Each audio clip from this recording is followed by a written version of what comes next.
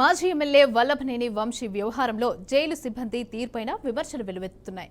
విజయవాడ జిల్లా జైల్లో ఉన్న వల్లభనేని వంశీతో ములాఖత్ అయ్యేందుకు జైలు వద్దకు ఆయన సతీమణి పంకజశ్రీ, మాజీ మంత్రి Perni Nani, YSRCP doctors wing working president Shiva Bharat Reddy వచ్చారు. ఇక దీంతో వంశీతో ములాఖత్ అయ్యేందుకు వచ్చిన వంశీ సతీమణితో పాటుగా వైఎస్ఆర్సీపీ నేతల్ని కూడా జైలు సిబ్బంది అడ్డుకున్నారు.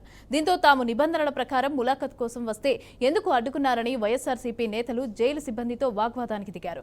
సమయం ముగుస్తుందని ఆగ్రహం వ్యక్తం చేయడంతో జైలు సిబ్బంది అరగంట తర్వాత ములాఖత్ కోసం లోపలికి పంపించారు. రెడ్డికిదే అంశానికి సంబంధించి పూర్తి అప్డేట్స్ మా ప్రతినిధి శ్రీనివాస్ అందిస్తారు. Srinivas, over to you.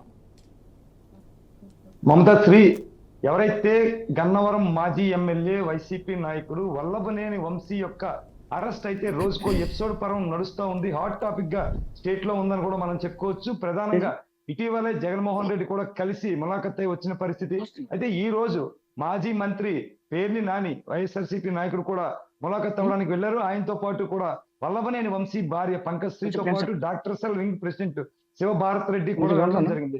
అయితే వెళ్లిన వాళ్ళు తీసుకోవడం నిబంధనల ప్రకారం వెళ్ళినప్పటికీ కూడా అక్కడున్న జైలు అధికారులు కొంత అత్యుత్సాహం ప్రదర్శించి వీళ్ళని బయటనే నిలబెట్టారని పూర్తిగా తీవ్ర ఆరోపణలు చేస్తూ ఉన్నారు. అయితే వీళ్ళు సమయం మించిపోతుందని రిక్వెస్ట్ చేయగా కూడా ఒక అరగంట టైం బయటనే నిలబెట్టి అనంతరమే ములాఖతుకు పంపించిన పరిస్థితి ఉంది అని వీళ్ళు చెప్పుకునే మండిపడుకునే పరిస్థితి. బయటకు వచ్చిన తర్వాత కూడా కొంత ఆవేదన వ్యక్తం చేసిన పరిస్థితి. ఎన్ని కేసులు పెట్టుకుంటారో పెట్టుకోండి, భయపడేది లేదు. అలాగనే నేను మిర్చి యార్డుకి వెళ్ళాను. నేను వెళ్ళలేదు. ఆ మిర్చి యార్డు గుంటూరు జగన్మోహన్ రెడ్డితో నేను వెళ్ళకపోయినప్పుడు కూడా నేను వెళ్ళినట్టుగా కూడా కేసు నమోదు చేశారు అంటూ కూడా మాజీ మంత్రి పేర్ని నాని ఒక ఇంత ఆవేదన వ్యక్తం చేస్తున్న పరిస్థితి. ఏదైనా కక్ష కార్పణ్యాలతో తమ మీద కక్ష కట్టి ఉన్నారంటూ కూడా చెప్తున్న పరిస్థితి.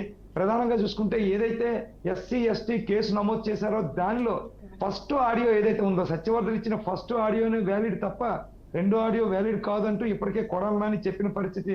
అలాగే ఎవరైతే జగన్మోహన్ రెడ్డి ఉన్నారో పూర్తిగా కూడా అధికారులు కానీ పోలీసులు కానీ తప్పు చేసినా ఒంటెద్దిపోక నిర్ణయాలు తీసినా చట్టాన్ని చేతిలో తీసుకున్నా వాళ్ళ అధికారంలోకి వచ్చాక ఎక్కడున్నా సప్త సముద్రాలు అవుతున్నా సరే తెచ్చి బోన్లో నిలబెడతామని చెప్పారు. అలాగే 1.5 year లో రిటైర్మెంట్ అయిపోతామన్న సీఐను కూడా ఆయన వదలకుండా వార్నింగ్ ఇచ్చిన పరిస్థితి. దీని మీద పోలీసులు కూడా ఖండన చేస్తూ పోలీసు యూనియన్ నాయకులు కూడా జగన్మోహన్ రెడ్డిని ఖండిస్తున్న పరిస్థితి. ఈ నేపథ్యంలోనే గుంటూరు మిర్చి యార్డుకి వెళ్ళినప్పుడు కూడా పోలీసులు ఒకంతా ఆయనకి డ్యూటీకి సపోర్ట్ చేయకుండా వదిలేస్తే క్రౌడ్ అంతా వచ్చిన పరిస్థితి. అంటే ఒక వంశీ అరెస్ట్ ఎపిసోడ్ ఎక్కడికి దారి తీస్తుంది అంటే నేను గుంటూరు మిర్చి పోలీసులకి వైసీపీ నాయకులకి కూడా ఒకరి మీద ఒకరు ఆరోపణలు చేసుకుంటూ ఒకరి మీద ఒకరిని ఛాలెంజ్లు విసురుకుంటూ సవాళ్ళు విసురుకునే స్థాయికి తీసుకెళ్లింది.